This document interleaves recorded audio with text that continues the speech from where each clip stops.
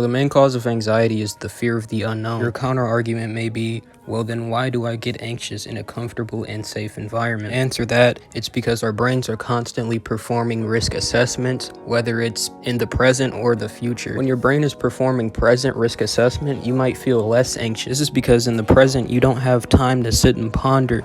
Your hand will be forced to make a decision. However, when your brain is performing future risk assessment, you may feel an overwhelming amount of anxiety. This is because your brain knows that the future will soon become the present. And in the present, your hand will be forced to make a decision. And you become anxious because your brain knows that it may be forced to make a decision in a potentially dangerous situation. And at the end of the day, everything we do is a gamble. Every decision we make is a gamble, whether we realize it or not. The way to deal with this anxiety is to simply accept danger, accept death, accept the fact that you might die in the next 30 seconds. And I'm not trying to be a fucking edgy white kid in the suburbs. We have to risk our lives every single day because that is the only way to live a high quality life. For example, you might fucking die in a car accident tomorrow, but are you gonna still drive? Yeah. Now, are the odds of you dying in a car crash ridiculously low? Depends on where you live, but yeah. So I'm probably not making much sense right now, but to give you an analogy, I'm gonna use math and dice. So say you're offered to play a game, and in this game you either have to bet odd or even. Whichever you bet, you have a 50% chance of winning. If you win, you get $50, but if you lose, you will be administered a small electric shock. So the average person would probably play this game because, it's $50 for literally fucking gambling. You're not losing any money. All you have to do is take an electric shock if you lose, and we ain't no bitches over here, so we going. We gambling, fuck it. So you may be thinking, what the fuck does this have to do with a car accident? It's because every time you go out onto the road, you are taking a risk. But, right, you might say, oh, well, these odds in the thing that you're risking when you drive is nowhere near 50%.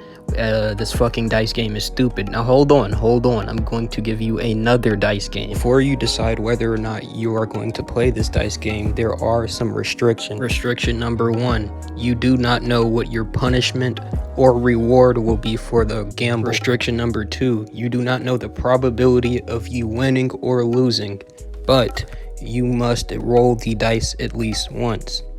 Restriction number 3, you do not know how many rolls you get. Okay, now that we've got that out of the way, the only piece of information you will be given about this game is that the reward will be significantly greater than the first game, and the punishment will also be significantly greater than the last game. God damn it, I fucking started. So in this game, you get 2 dice, just like the last one. You have die A and die B, but you get unlimited rolls. Each die has 6 possible outcomes, and there are 2 dice.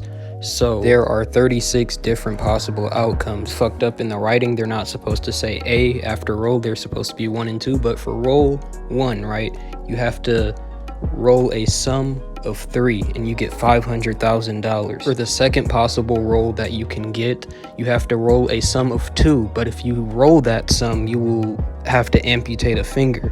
The odds of you having to amputate a finger are 1 in 36 because there's only one possible outcome that will equal a sum of 2, which is also 2.78%. For the sum of 2, you would have to have both die roll a 1, and that's the only possible outcome. For a sum of 3, you have 2 possible outcomes. You can either have die A roll 1 and die B roll 2, or you can have die A roll 2 and die B roll 1. You might be thinking 2 has 2 possible outcomes. It could just be 1 and 1 opposite flipped, but I thought that too at first, and then I thought about it. Well, if you flip it, it's still the same fucking numbers for each die.